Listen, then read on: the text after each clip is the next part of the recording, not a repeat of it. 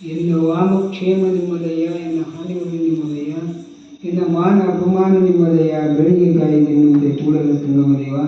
ಧರ್ಮಗುರು ಬಸವತಂದೆಯ ಹೃದಯದಲ್ಲಿ ಧ್ಯಾನಿಸುತ್ತಾ ಈ ಒಂದು ಪವಿತ್ರವಾದಂಥ ಸಮಾರಂಭದಲ್ಲಿ ಶ್ರವಣ ಮಾಸ ನಿಮಿತ್ತವಾಗಿ ನಿರಂತರವಾದ ಕೃಷ್ಣನ ಲೀಲೆಯನ್ನು, ಕೃಷ್ಣನ ಚರಿತ್ರೆಯನ್ನು, ಅವರ ಜೀವನ ಸಂದೇಶವನ್ನು ನಮ್ಮ ಓಂ ಪ್ರಕಾಶ್ ರೆಡ್ಡಿಯವರು ವಿವರವಾಗಿ, ವಿಸ್ತಾರವಾಗಿ, ಸರಳವಾಗಿ ಸಾಮಾನ್ಯ ಜನರಿಗೂ ಕೂಡ ತಿಳಿಯುವಂಥ ಒಂದು ಇದರಿಂದ ನಮ್ಮ ಉಪನ್ಯಾಸವನ್ನು ಮಾಡಿದ್ದಾರೆ.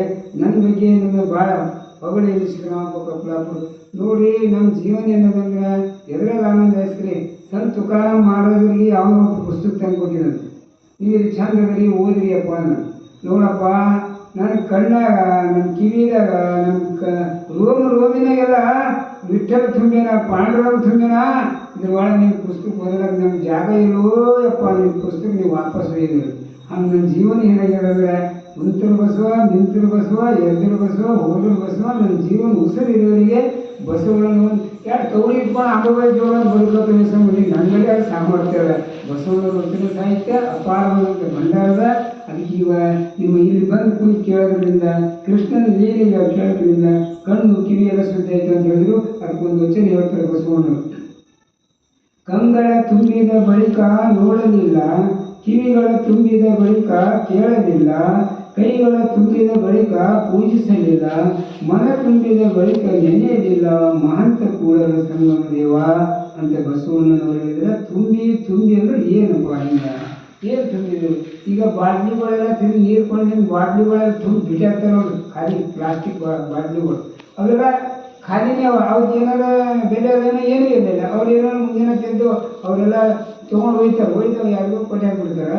ಆದರೆ ಅದೇ ಬಾಟ್ಲಿ ನೀರಿನಿಂದ ಸ್ವಚ್ಛ ಮಾಡಿ ಇದು ಮಾಡಿ ಅದರೊಳಗೆ ಹಾಲು ತುಂಬಿದ್ರೆ ಆ ಹಾಲು 60 ರೂಪಾಯಿಗೆ ಮಾರ್ತಾರೆ ಅದೇ ಬಾಟ್ಲಿ. ಮತ್ತು ಅದೇ ಬಾಟ್ಲಿ ಏನಂತಂದ್ರೆ ಜೇನುತುಪ್ಪ ತುಂಬ್ತೀವಿ ಅಂದ್ರೆ 500 ರೂಪಾಯಿ ತುಂಬ್ತಾರೆ. ಅದೇ ಬಾಟ್ಲಿದಾಗ ಏನೋ ತುಪ್ಪ ತುಂಬ ಮಾರಿದ್ವಿ ಅಂದ್ರೆ ಅದು 1000 ರೂಪಾಯಿಗೆ ಮಾಡ್ತಾರೆ. ಅದೇ ಬಾಟ್ಲಿ ಖಾಲಿ ಬಾಟ್ಲಿ ಇದ್ದ ನಂತರ ಅದಕ್ಕೆ ಬೆಲೆ ಇರೋದಿಲ್ಲ. ತುಂಬಿ ಅಂದರೆ ಏನು ತುಂಬಬೇಕು? ಕಂಗಳ ತುಂಬಿದ ಬಳಿಕ ನೋಡೋದಿಲ್ಲ. ಕಂಗಳ ಅಂತ ಕಣ್ಣಿಗಂತಾರೆ. ಕಣ್ಣಿನಲ್ಲಿ ಕಾಣಿಸ್ತಕ್ಕಂಥ ಸಚರಾಚರ ವಸ್ತು ಎಲ್ಲವೂ ದೇವರ ಸ್ವರೂಪ ತುಂಬಿದ ಮ್ಯಾಲ ಬೇರೆ ಏನು ತುಂಬೋಕೆ ಜಾಗನೇ ಇರೋದಿಲ್ಲ. ಅದ್ರ ಸಲುವಾಗಿ ಪರ್ವತವನ್ನು ಮಹಾದೇವಿ ಎಂಬೆ ಅಂತ ಬಸವಣ್ಣ ಹೇಳಿದರು. ಹೆಣ್ಣಲ್ಲ, ಹೆಣ್ಣು ಸಾಕ್ಷಾತ್ ಕಪಿಲ ಸಿದ್ಧ ಮಲ್ಲಿಕಾರ್ಜುನ ಅಂತ ತಿಳ್ಕೊಂಡು ಬಸವಾದಿ ಶರಣರು ಕಂಗಳ ತುಂಬಿದ ಬಳಿಕ ನೋಡಲಿಲ್ಲ ಅಂದ್ರೆ ಕಣ್ಣಾಗ ದೇವರ ಸ್ವರೂಪವನ್ನು ತುಂಬಬೇಕು ಅನ್ನುವಂಥ. ಕಿವಿಗಳ ತುಂಬಿದ ಬಳಿಕ ಕೇಳಲಿಲ್ಲ. ಕಿವಿಗಳಿಗೆ ಏನು ತುಂಬಬೇಕು? ಶರಣರ, ಸಂತರ, ಮಹಾತ್ಮರ, ಜ್ಞಾನಿಗಳ, ಸತ್ಪುರುಷರ ಶಿವಾನುಭವವನ್ನು, ಶರಣರ ನುಡಿಮುತ್ತುಗಳನ್ನು ಅದನ್ನು ತುಂಬಬೇಕು ಅಂತ ಶರಣರು ಹೇಳಿದ್ರು. ಆದರೆ ನಮ್ಮ ಕಿವಿಯಲ್ಲಿ ಏನಂತಂದ್ರೆ ಇನ್ನೊಬ್ಬರು ಗಂಡಂತೆ ಮನೆ ಮಾತಾಡೋದ್ರೆ ಬಾಡಿ ಕಿವಿ ಹಚ್ಚಿ ಕೇಳ್ತೇವೆ.